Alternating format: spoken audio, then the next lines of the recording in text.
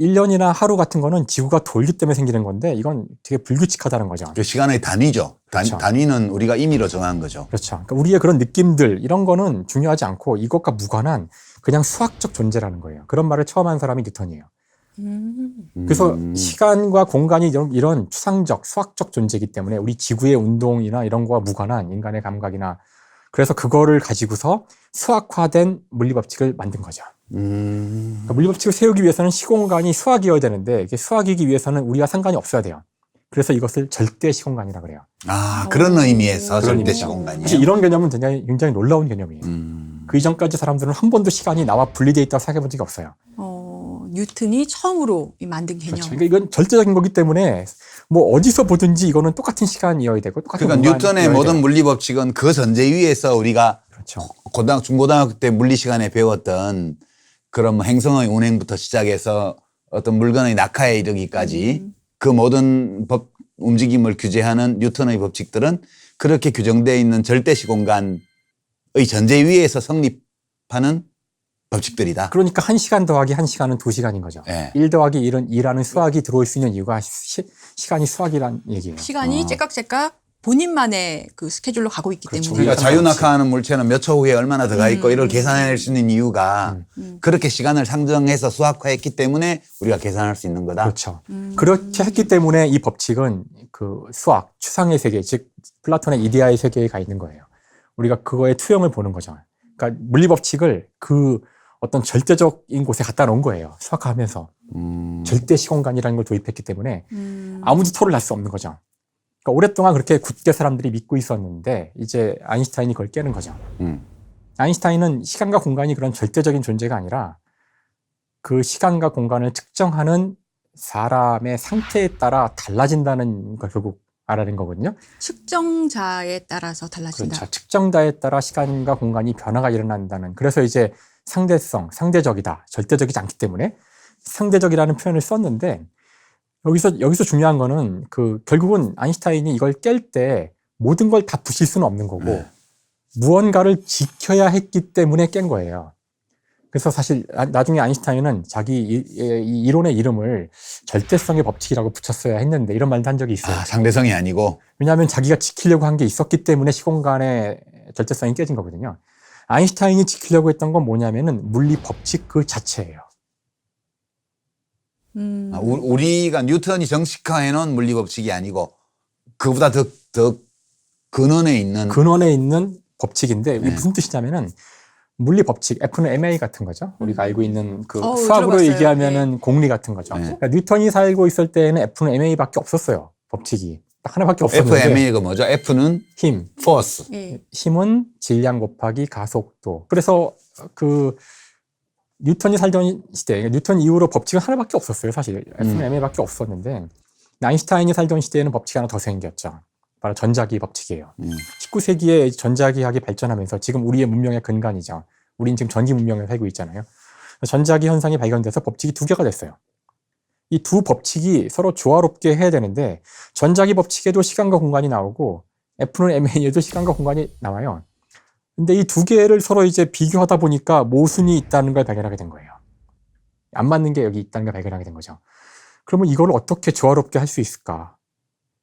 그럼 절대 시공간을 지키면서 할 수 있을까? 그게 안 된다는 거죠. 그래서 고민을 많이 해요. 그래서 둘 중에 하나를 바꿔야 된다는 것까지 깨닫게 돼요. 그러면 이제 여기서 고민을 할 수 있겠죠. 뉴턴 역학을 놔두고 전자기학을 뜯어 고칠 수도 있을 거고 전자기학을 놔두고 뉴턴 역학을 뜯어 고칠 수도 있을 거예요. 아니면 완전히 다른 형태를 만들 수도 있을 거고 그 역사적으로 결국은 이 F는 ma를 뜯어 고치게 되는데 즉 법칙을 살리기 위해서는 시공간의 절대성을 깨야 한다는 걸 알게 돼요. 그래서 결론은 뭐냐면은 정지한 사람이 재고 있는 시간과 움직이는 사람이 재고 있는 시간은 같지 않다는 거예요.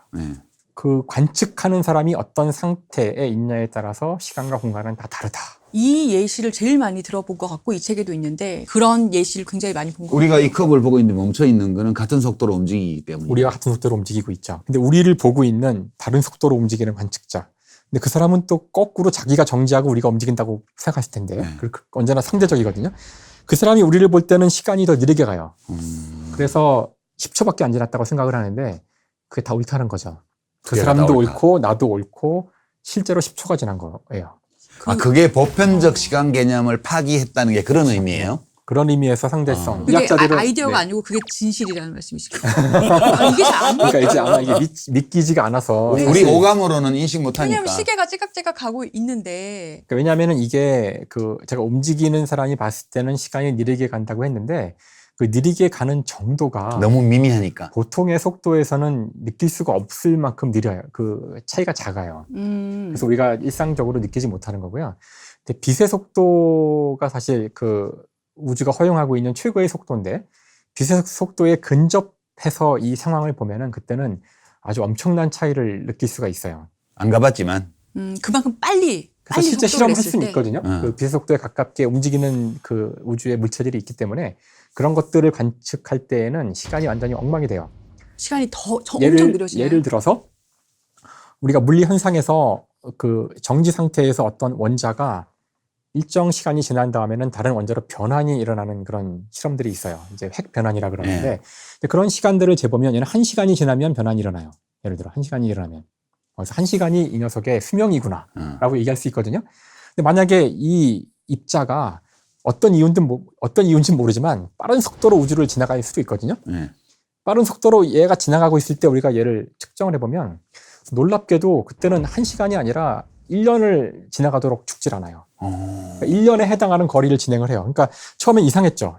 새로운 입자가 쑥 지나갔는데 봤더니 1년 정도 얘가 살아있었다는 결과가 나온 거죠. 근데 아무리 봐도 얘는 얘 같은데 왜 1년을 살았지? 여기서는 잘해봐야 1시간인데?